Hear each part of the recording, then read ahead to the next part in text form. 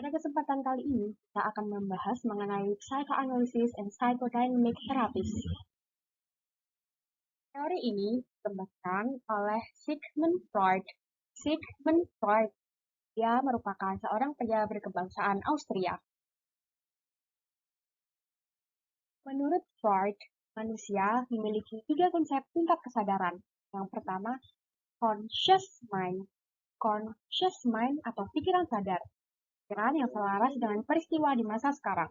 Atau proses awal pikiran, manusia menerima sebuah informasi, melakukan analisa, berpikir, dan sesuatu yang dengan sadar dilakukan seseorang. Contohnya, saat kamu sedang membaca tulisan, kamu mendapatkan informasi melalui apa yang kamu lihat dan baca. Saat itu, pikiran aktifmu akan melakukan analisa untuk mendapatkan kesimpulan dari tulisan tersebut. Yang kedua, pre-conscious mind. Pre-conscious mind atau pikiran prasadar. Dimensi yang berada di antara pikiran sadar dan bawah sadar. Fungsinya menjadi jembatan untuk mengantarkan informasi. Informasi dapat berasal dari alam sadar menuju bawah sadar maupun sebaliknya. Misal, seseorang mencium parfum tertentu di sebuah jalan. Lalu bau tersebut mengingatkan pada seseorang yang ia kenali yang sudah lama tidak bertemu. Kemudian yang terakhir ada unconscious mind. Unconscious mind merupakan dimensi di mana semua informasi disimpan menjadi program-program pikiran. Contoh, kenangan dan emosi yang terlalu menyakitkan, memalukan, atau menyedihkan untuk dihadapi secara sadar disimpan yang membentuk pikiran bawah sadar. Freud mengumpamakan alam sadar dan tak sadar seperti gunung es. Alam sadar adalah gunung es yang terlihat dan hanya sebagian kecil. Di bawah alam sadar terdapat alam tak sadar yang luar biasa besar. Sedangkan bagian prasadar adalah bagian yang naik turun terkena permukaan air. Hipotesis Freud menyatakan kepribadian terbentuk dari interaksi 3 bagian yang berkembang, yakni id, ego, superego. Id, ego, superego. Id adalah hasrat dalam tiap diri manusia, terdiri dari impuls, insting, dan drive. Kebutuhan id ada 2, yakni agresi, yaitu kebutuhan ingin menyerang diri sendiri atau orang lain, dan seksual, yakni rasa ingin makan dan hubungan seksual.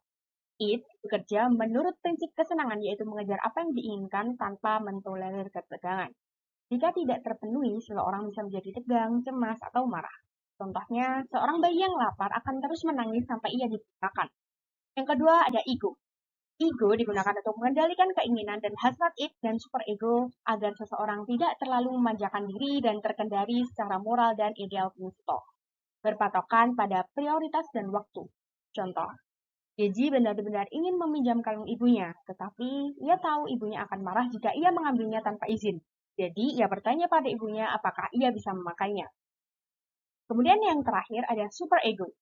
Superego merupakan cabang moral pikiran yang bekerja menurut apa yang ideal.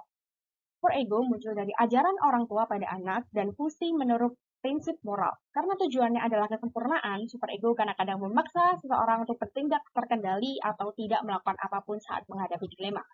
Contoh, Sarah tahu ia bisa mencuri persediaan dari pekerjaan dan tidak ada yang tahu tentang itu. Namun ia tahu bahwa mencuri adalah salah, jadi ia memutuskan untuk tidak mengambil apapun meskipun ia mungkin tidak pernah tertangkap. Id, ego, dan superego bekerja sama untuk menciptakan perilaku manusia. Id menciptakan tuntutan, ego menambahkan kebutuhan realitas, superego menambahkan moralitas pada tindakan yang diambil. Freud memiliki teori fase perkembangan psikoseksual. Masing-masing dari 4 tahap utama berfokus pada zona kesenangan yang dominan pada waktu tertentu. Dan tiap tahapan ada konflik yang harus diselesaikan sebelum ke tahap berikutnya. Tahap pertama adalah oral stage.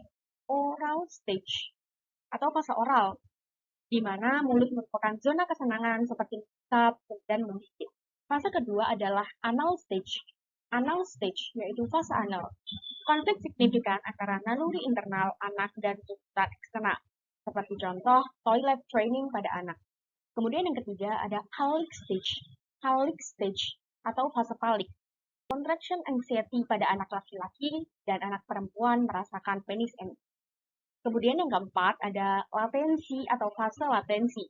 Difokuskan pada hobi, kegiatan, atau aktivitas dengan temannya. Freud tidak berfokus pada perkembangan setelah pubertas karena menurutnya perilaku ketika dewasa ditentukan pada pengalaman masa kanak-kanak.